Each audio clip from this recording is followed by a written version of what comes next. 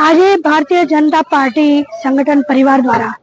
જે ગત રોજ ભારતીય જનતા પાર્ટીના ગાંધીધામ જ્યારે મહાનગરપાલિકાની પ્રથમ ચૂંટણી યોજાવા જઈ રહી છે અને ગત રોજ જ 52 થી 52 ઉમેદવારોના ઉત્સાહ ઉમંગ અને નવી ઉર્જા સાથે ફોર્મના નામાંકન થયા છે ત્યારે એ 52 ઉમેદવારોના લોક સેવા માટે, જનકલ્યાણ માટે, વિસ્તારના વિકાસ માટે દરેક કાર્યકર્તાઓ સાથે મળીને જનસંકલ્પનો કાર્યક્રમ યોજવામાં આવ્યો છે। આપ સૌને ધ્યાનમાં છે કે ભારતીય જનતા પાર્ટીનો કાર્યકર્તા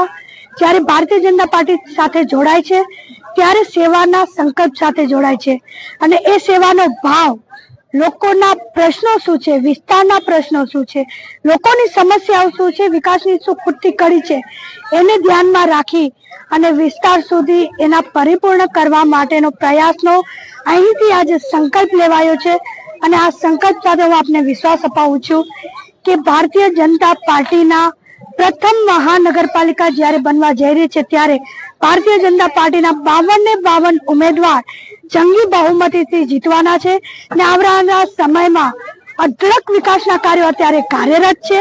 હજી પણ ક્યાંય ખૂટતી કડી હશે ને સૌ સાથે મળીને પરિપૂર્ણ કરવાનો પ્રયાસ ભારતીય જનતા પાર્ટીના જીતેલા તમામ સદસ્યો આવનારી આ ચૂંટણીમાં જ્યારે જીત મેળવીને કોર્પોરેશનની અંદર બેસવાના છે એના માધ્યમથી એ પરિપૂર્ણ થવાના છે।